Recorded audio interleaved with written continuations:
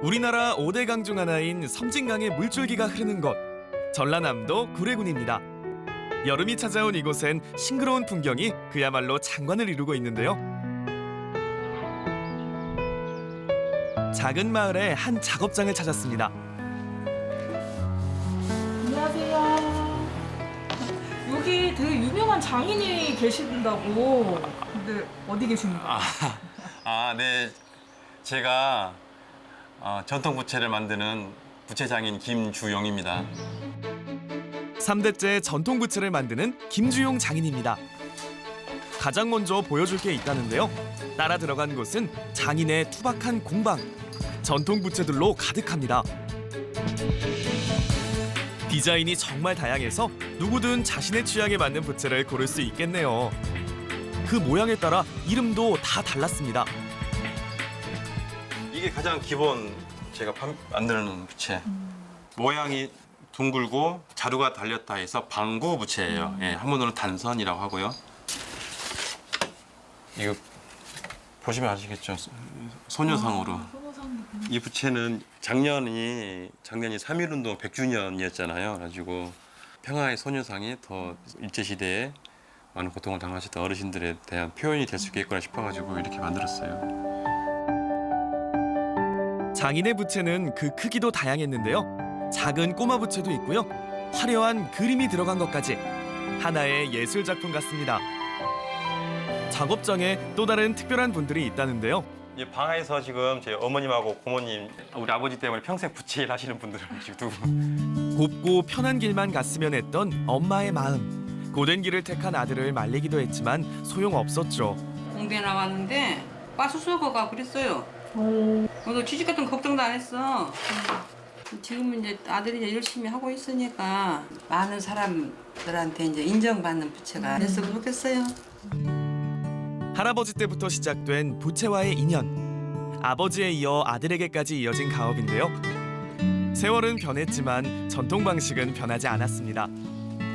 장인의 손길이 분주해졌습니다. 범상치 않은 도구들도 챙기는데요. 어디를 가려는 걸까요? 근데 지금 어디 가세요? 지금 대나무 배로 대숲에 가려고 그래요. 부채 만드는 일만도 버겁지만 이렇게까지 하는 이유에는 아버지의 못다 이룬 꿈이 있다는데요. 원래 아버지, 할아버지께서는 이제 그 부채를 완성하시는 게 아니라 부채 절반 과정, 부채 살까지 작업하시는 그런 작업을 하셨거든요. 그러니까 대나무가 많이 필요하신 분이었어요, 일하실 때. 그래서 어머니하고 논 팔아서 사셨대요. 그런데 막상 사놓고 이제 몸이 안 좋으셔가지고 본인 대밭에서는 일 별로 못 하시고 돌아가셨어요, 아버지께서는. 지리산 자락 밑에 위치한 대나무 숲.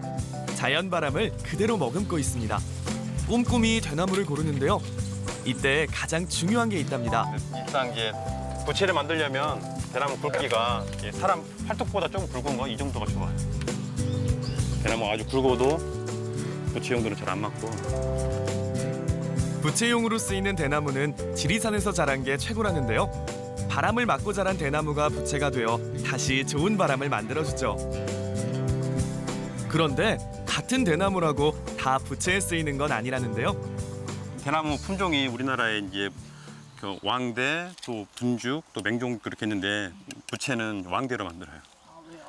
이게 성질이 강하고 이제 쪼개거나 살을 뽑았을 때 깨끗하게 뽑아지고, 예, 또 이제 강하니까 얇게 만들어도 탄력이 좋고. 김주용 장인이 특별한 이유는 바로 여기에 있습니다. 대나무를 베는 것부터 삶고 깎는 등 부채를 만드는 전 과정을 오롯이 그의 손으로 한다는 건데요. 국내에서 유일하답니다. 대숲에서 베어온 대나무는 삶는 작업으로 이어지는데요. 한 달간 햇볕에 말려 수분을 제거합니다.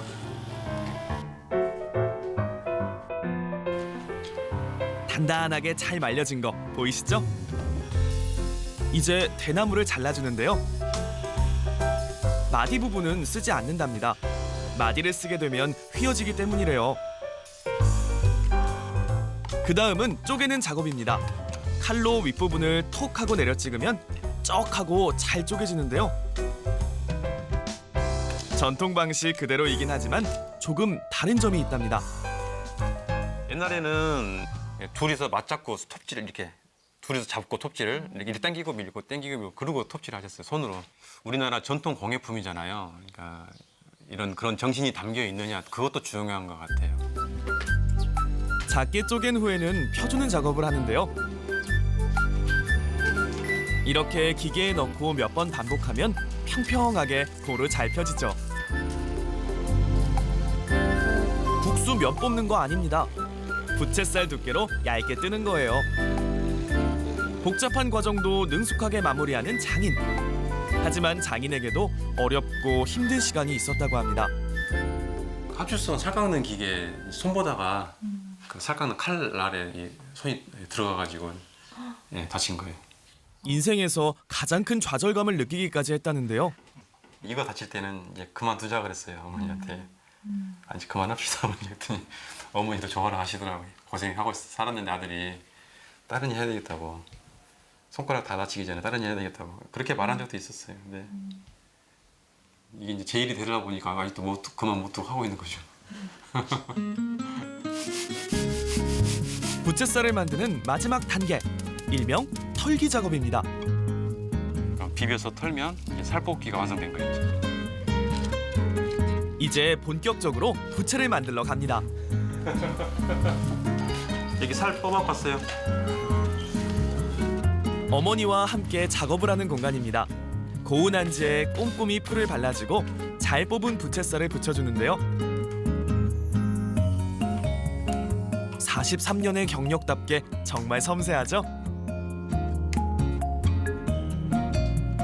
여기 한 60개 정도 살이 났거든요. 근데 60개를 이 속에다가 다 넣어야 되니까 이렇게 들어가고 나가고 그렇게 해야.